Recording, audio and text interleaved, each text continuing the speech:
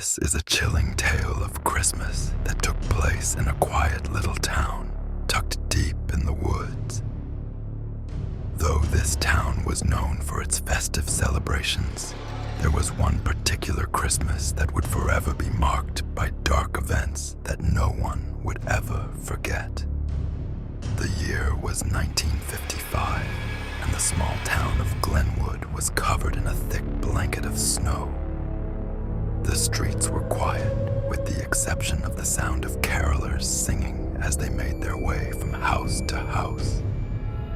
The townsfolk had been preparing for the Christmas festival, a time when everyone came together to celebrate the season with food, gifts, and joy. The whole town was buzzing with excitement, the air thick with the smell of pine trees and roasting chestnuts. But not everyone in Glenwood was in the holiday spirit. The Holloway family, living on the outskirts of town, had always been a bit different. They were known for their peculiarities. An old, reclusive couple, Clara and Walter Holloway, and their two young children, Sarah and Timothy. They lived in a large, decaying house at the edge of the woods. A house that had once been grand, but now stood as a shadow of its former self. This Christmas, Clara and Walter had decided to stay home. The town had invited them to the festivities, but the Holloways preferred the solitude of their home. After all, something about Christmas always made Clara uneasy. That evening, as snow continued to fall, the Holloway children excitedly decorated the Christmas tree, while their parents busied themselves with dinner preparations. There was an unusual chill in the air, but it wasn't from the cold. There was something else, something that made the house feel oddly oppressive. Around 9 p.m., as the children hung the last ornaments on the tree, a knock sounded at the door. Walter opened it, but no one was there. He glanced around, confused, before closing the door and turning back to his family. "Must be the wind," he muttered, brushing it off. But then it happened again, and this time it was louder. A series of knocks, rapid and insistent, as if someone or something was desperate to get in. Walter approached the door cautiously, but before he could reach the handle, which swung open by itself, the wind howled through the crack in the doorway, and standing in the threshold was a tall, cloaked figure. The figure's face was hidden beneath a dark hood, but a faint red glow seemed to emanate from the hood, casting an eerie light on the snow outside. "Good evening," the figure said in a low, raspy voice. "I've come to collect." Walter's blood ran cold. "Collect? Collect what?" he stammered, backing away. The figure didn't respond. Instead, it stepped forward, causing the door to slam shut behind it. The air grew even colder, and a strange, heavy silence filled the room. Sarah and Timothy, who had been listening from the stairs, looked on in fear. "Who are you?" Clara demanded, her voice shaking but strong. The figure raised a gloved hand and pointed toward the Christmas tree. The ornaments on the tree rattled violently, then dropped to the floor in a chaotic heap. A gust of wind extinguished the lights on the tree, plunging the room into darkness. "Not the tree," Clara whispered. "No." The figure spoke again, its voice louder this time. "I have come for the children. The spirits require a sacrifice." Walter tried to grab the nearest object, a heavy candlestick, but his hands froze midair, as if the figure's presence had paralyzed him. The figure's face remained hidden, but the temperature in the room plummeted.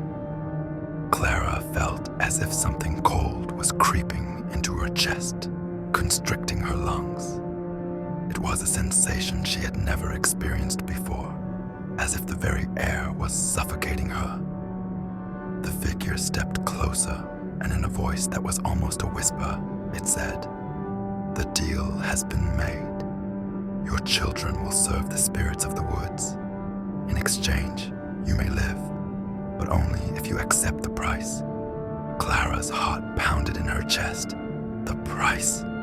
The price for what? I don't understand, Walter said, his voice barely audible. The figure reached up and slowly pulled back its hood, revealing a face that was as pale as death, with hollow, sunken eyes that gleamed with an unnatural red light. The skin around the eyes appeared to be stretched tight, and its lips curled into a grim smile. You do not need to understand, the figure replied. It is too late for that. Clara and Walter stood frozen in place, unable to speak, as the figure stepped even closer to Sarah and Timothy. The children were now standing at the bottom of the stairs, their eyes wide with terror. The figure extended a hand toward them. Suddenly, the front door burst open with an ear-splitting crash. A wave of frigid air flooded the room, extinguishing all the candles and plunging them into complete darkness. A loud crash echoed in the distance, followed by the sounds of something scraping against the walls. But no one moved. No one could speak. The figure turned, its form fading into the shadows. And then, just as suddenly as it had appeared, it was gone. Clara rushed to the children, but they were no longer standing where they had been. She found them at the foot of the staircase, staring at the corner of the room, unmoving, their eyes wide open but unseeing. They didn't respond when she called their names. The look in their eyes was vacant, as if they were no longer aware of who they were or where they were. Timothy, Sarah, Clara whispered, her voice trembling. The children did not move. In a panic, Clara looked around the room, searching for the figure, but it was gone, leaving only an eerie silence. Walter had collapsed to his knees, his face pale and drawn. He could barely speak.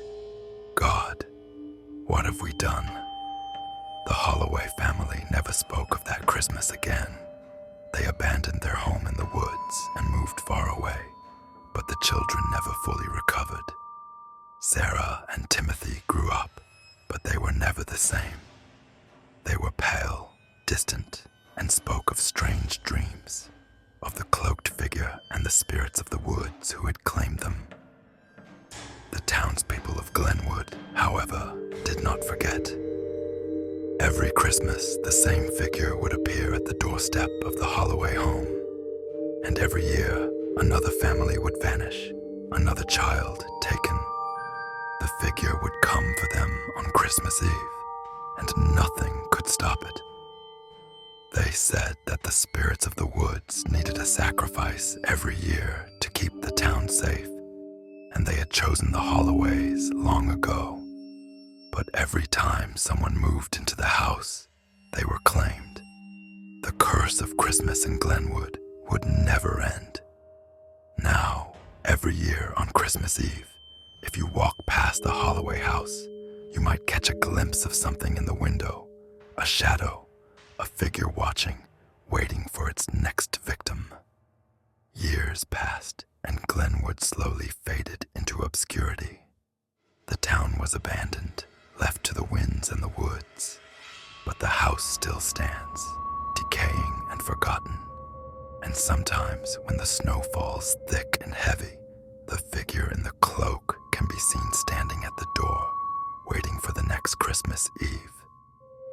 Some say that if you listen closely, you can hear the distant sound of children's laughter, soft and haunting, like a warning from the past. The spirits of the woods are still there, watching, waiting for the next soul to take. This story is a reminder. Some Christmas legends are far more than just tales. They are the ghosts of the past, still lingering in the cold winter air.